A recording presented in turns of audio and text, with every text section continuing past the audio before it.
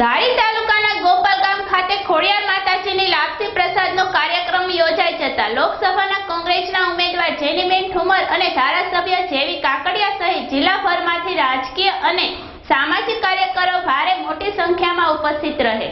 ખાસ કરીને ધારાસભ્ય શ્રી જેવી કાકડિયા ભોજલરામ બાપા સેવા સહકારી મંડળીના ચેરમેન ગોરધનભાઈ ગેડિયા રસિકભાઈ ઠુમર સહિત અગ્રણીઓ રહ્યા હતા ઉપસ્થિત।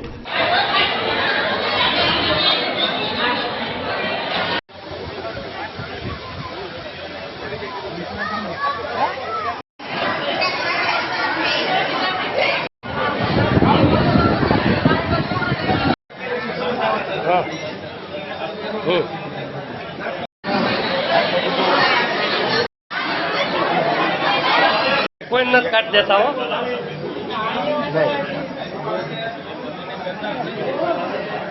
हाँ।